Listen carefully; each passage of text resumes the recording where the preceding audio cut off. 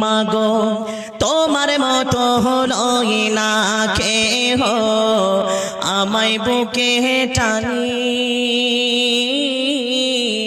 আঁচল দিয়া মুছে না কে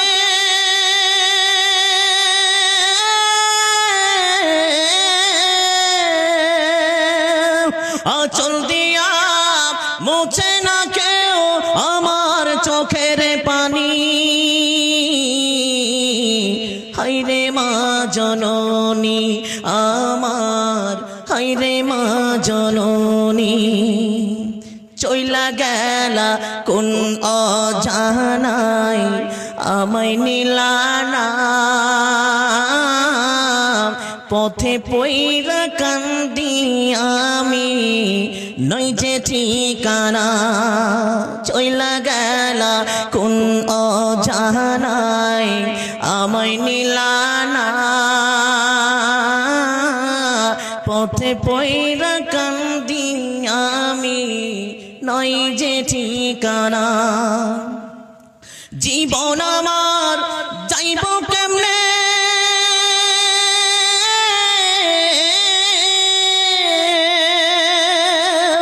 জীবন আমার যাইব কেমনে একটু ভাবনি হায়রে মা জননী আমার হায়রে মা জননী হায়রে মা জননী আমার হায়রে মা জননী অনাদরে কাটে মাগো আমার এই জীবন ভাগ্যের দোষে রইল বাবা দূরেতে এখন অনাদরে কাটে মাগো আমার এই জীবন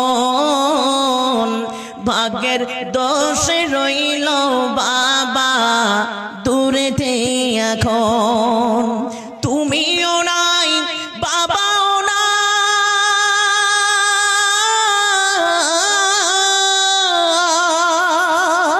তুমিও নাই বাবাও নাই দুঃখী আমি এমনি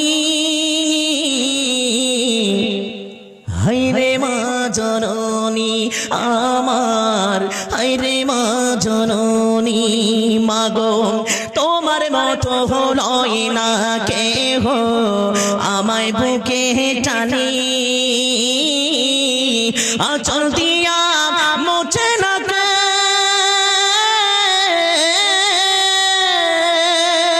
আঁচল দিয়া মুছে না কেউ আমার চোখের পানি হায়রে মা জননী আমার হায়রে মা জননী হায়রে মা জননী আমার হায়রে মা জননী উপস্থিত আজকের এই মঞ্চের যোগ্য তার প্রতি শত কোটি শান্তির দ্বারা বর্ষিত হোক আল্লাহুম্মা সাল্লি আলাইহি আল্লাহুম্মা বারিক আলাইহি আমি আপনাদের সামনে বেশ কয়েক কলম আয়াত পেশ করেছি এই আয়াতটিকে কেন্দ্রবিন্দু করে মেজে ঘুষে আমার অল্প জ্ঞানে স্বল্প কথা বলে আমার বক্তৃতা ইতি করব ওয়া মা তাওফীক ইল্লা বিল্লাহ তবে বক্তব্য শুরু করার আগেই একটা কথা বলবো তার কারণ যত জায়গা আমি জালসা করতে গিয়েছি যত জায়গা জালসা করতে গিয়েছি এই কথা আমি বলি জি কথাটি হচ্ছে এক দেশের গালি অন্য দেশের বুলি আপনাদের এই উত্তর দিনাজপুরের বুলি আমাদের পাকুড়ের গালি আর আমাদের পাকুড়ের বুলি তো আপনাদের এখানকার গালি কেন বললাম কারণ আমরা বক্তা বক্তা খাড়াই কিষানগঞ্জ থেকে নিয়ে খাড়াই নেপাল খাড়াই কলকাতা বর্ধমান গত পরশুদিন বর্ধমান যাব কালকে ফারাক্কা থেকে বর্ধমান থেকে কলকাতা থেকে বাড়ি এসে তারপর ঈদ করব জি তো কত জায়গায় জালসা করতে গিয়েছি, এই বাংলাদেশ থেকেও জালসা করে চলে এলাম। তো কত জায়গা আমরা যাই, আমরা বক্তা, আর কত রকমের যে ভাষা দুনিয়াতে আছে, আল্লাহু আকবার, কত রকমের যে ভাষা দুনিয়াতে আছে, আমরা মানুষের কথা মানুষ বুঝতে পারি না। জি, মানুষের কথা আমরা মানুষ সেই বুঝতে পারি না। তাহলে পবিত্র কোরআন হচ্ছে আল্লাহর ভাষা। আল্লাহর ভাষাকে বুঝতে গেলে কাছে আসতে হয়, আল্লাহর ভাষাকে শুনতে গেলে এই মজমায় আসতে হয়। এবার যারা বাড়ি থেকে বলছেন আমি তো এখান থেকে শুনতে পাচ্ছি, এখান থেকে আমি শুনবো, তাহলে আপনি মিস্টেক করতে পারেন।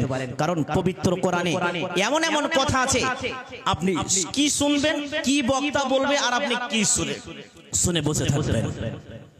জি, পশ্চিম বাংলাতে, পশ্চিম বাংলা, গোটা পশ্চিম বাংলার মাটিতে নদিয়া জেলায় একখান জায়গায় বলে দেওয়া হয়েছে মদ খাওয়া যায়।